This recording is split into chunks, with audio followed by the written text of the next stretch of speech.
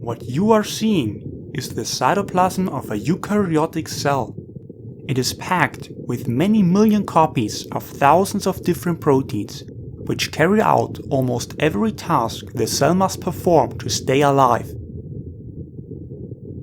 Since the demand for proteins is so high, a human cell contains up to 10 million ribosomes, which are the molecular machines that produce proteins.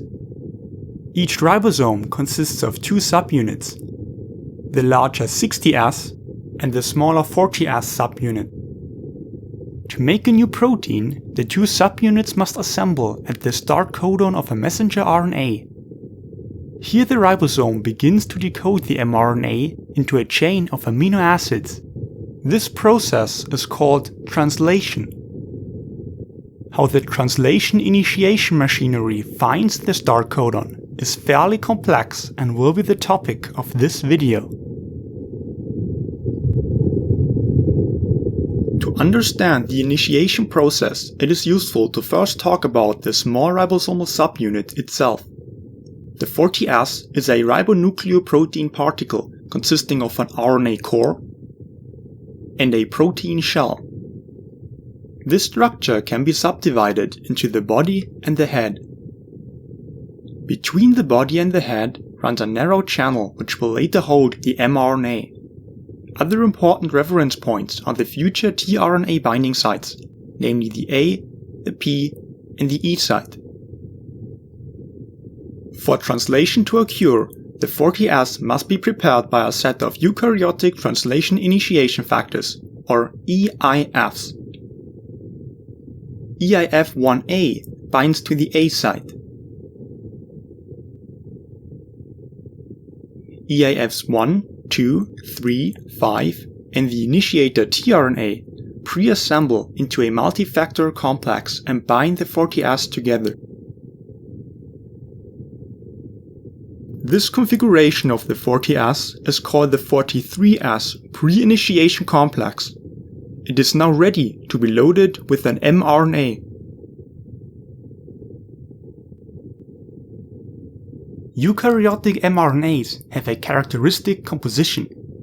At the very 5' end they have a cap structure, which formally consists of a methylated GTP molecule bound 5' to 5' to the mRNA. Following the cap, the mRNA consists of a 5' untranslated region, or 5' UTR, the coding sequence, which begins with an AUG start codon and ends with a stop codon, a 3' untranslated region, or 3' UTR, and a poly-A tail, which is a post-transcriptionally added sequence of up to 100 adenosine nucleotides. Just like the 40S, the mRNA must also be prepared for translation. The cap is recognized by eIF4E, which associates with a large, flexible scaffolding protein called eIF4G. The ATP-dependent RNA helicase eIF4A and its activator eIF4B then join the complex.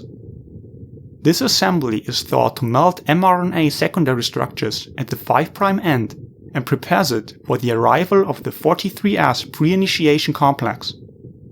In addition, eIF4G can also recruit the poly-A binding protein to the cap, thereby circularizing the mRNA. However, during translation, the two ends of the mRNA do not co-localize, hence the timing of this eIF4G poly-A binding protein interaction remains to be determined. Note that the combined complex of eIF4A, 4E, and 4G is also known as eIF4F. After the 40S and mRNA have been prepared by initiation factors, the mRNA is now slotted into the mRNA binding channel of the 40S subunit.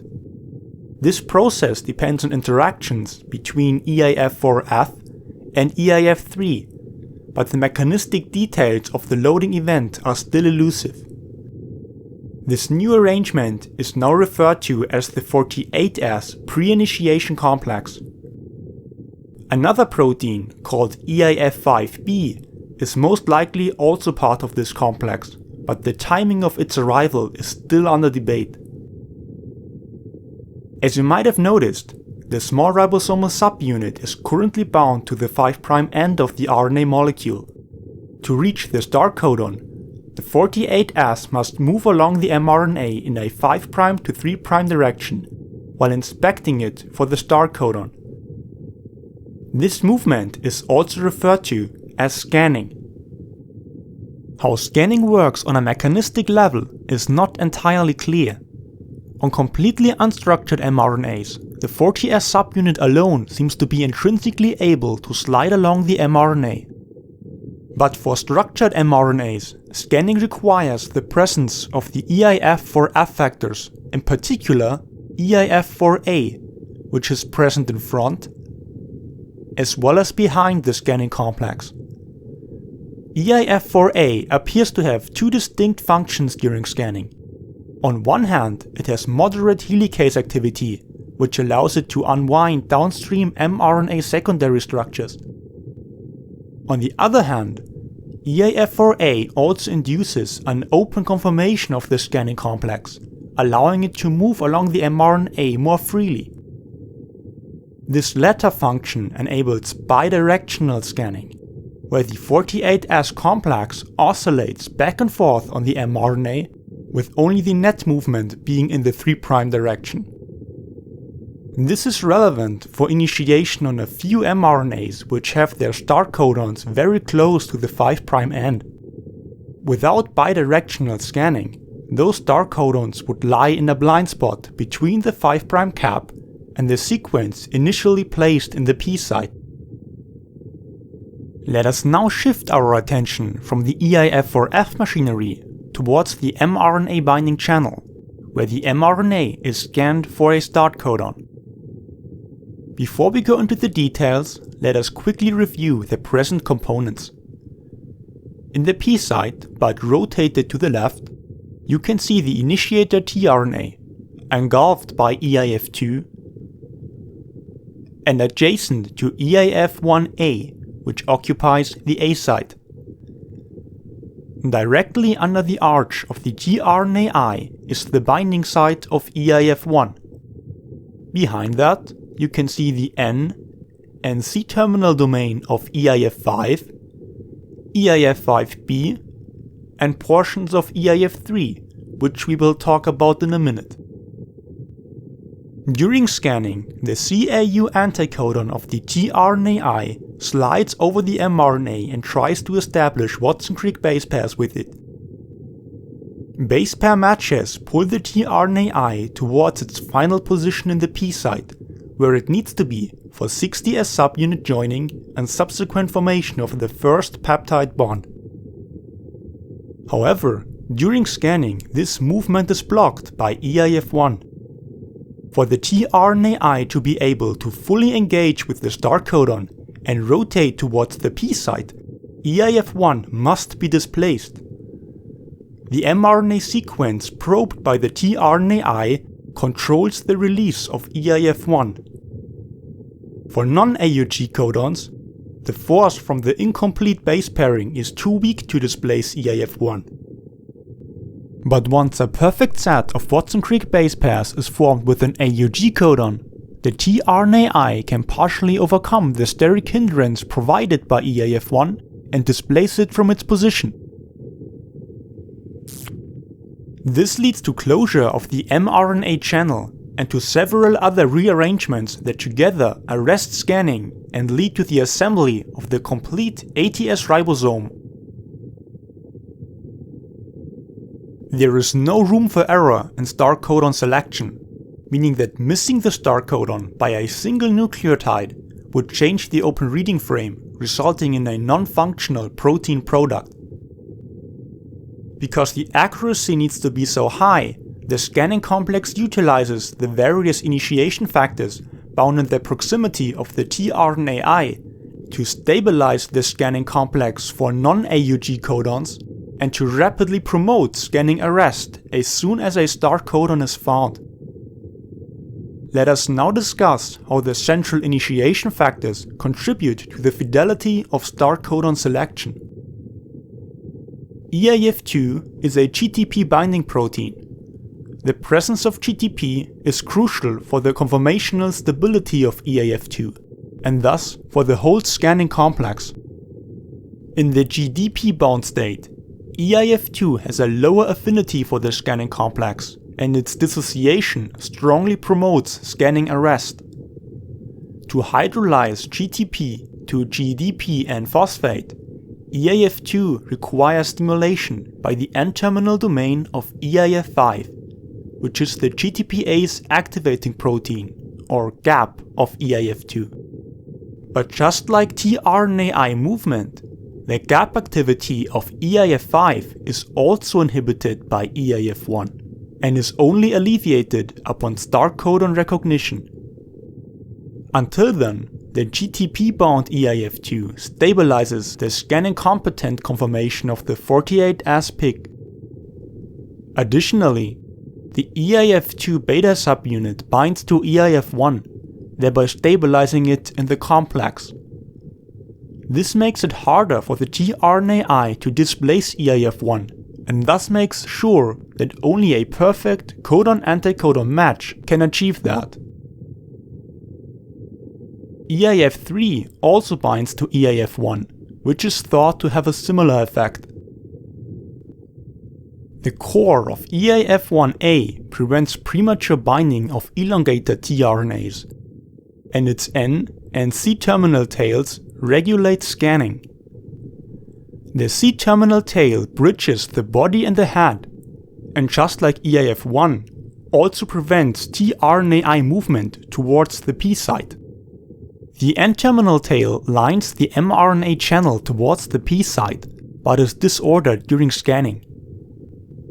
The two tails of eIF1a have opposite effects on the scanning complex. While the C-terminal tail promotes scanning, the N-terminal tail can stabilize a codon-anticodon pair and thus promote start codon recognition and scanning arrest. Note that the common theme here is the retention of eIF1 in the complex. This decreases the chance that a non-AUG codon can displace eIF1 and subsequently trigger initiation at the wrong position. The possible roles of eIF5b during scanning are beyond the scope of this video. For now, just note that it is also a GTP binding protein and that it binds to the flexible tail of the eIF5 C-terminal domain. Another system that influences the fidelity of start codon selection involves the nucleotide context in which the start codon exists. Both eIF1a and eIF2 can form sequence-specific contacts with the mRNA. If the nucleotides surrounding the start codon interact with those proteins, the 48S pig will slow down, giving the tRNAi a better chance to base pair with the start codon.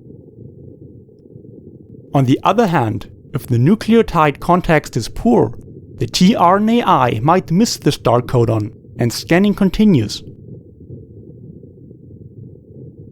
The optimal nucleotide context for start codon recognition is called the Kozak sequence. When the start codon enters the scanning complex and is positioned in the P site, a number of rearrangements are triggered that arrest scanning and initiate translation. Interactions between the anticodon and the AUG start codon pull the tRNAi deeper into the P site towards eIF1. The force is now strong enough to partially displace eIF1 and to eject the eIF1a C-terminal tail from the P site, while the eIF1 N-terminal tail moves in to stabilize the codon-anticodon base pairs. This is accompanied by 40S head closure, which clamps down on the mRNA, holding it in place. The C-terminal region of eIF2 beta dissociates, while its N-terminal region now binds strongly to the eIF5 C-terminal domain, thereby losing contact with eIF1, which is subsequently ejected from the complex, probably assisted by eIF3. After eIF1 dissociation, the eIF5 N-terminal domain stimulates GTP hydrolysis in eIF2 and then binds the 40S in the same position as previously eIF1, preventing its reassociation. In contrast to eIF1, however, the eIF5 N-terminal domain does not block tRNAi accommodation.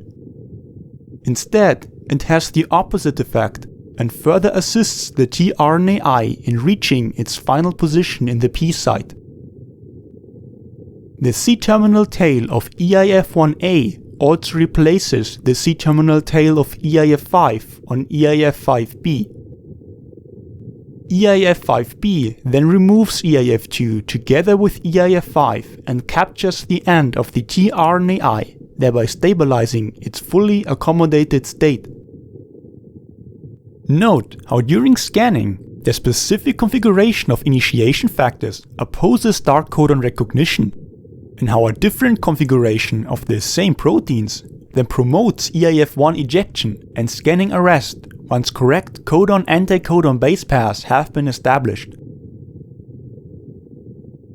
The 60S subunit then docks to the 40S. Once it is in the correct position, eIF5b hydrolyzes its GTP and dissociates together with eIF1a, thereby clearing the ribosomal A site. This marks the end of the initiation phase. A complete ATS ribosome is assembled at the start codon, with a Met-tRNAi in the P site and an empty A site, ready for amino-acyl tRNA binding and subsequent peptide bond formation. eIF3 and the eIF4F proteins remain attached to the elongating ribosome but usually dissociate after a couple of codons. With the loss of eIF4F, the 5' cap of the mRNA is finally released from the ribosome and therefore accessible for the next 43S pre-initiation complex, so that the next round of initiation can begin.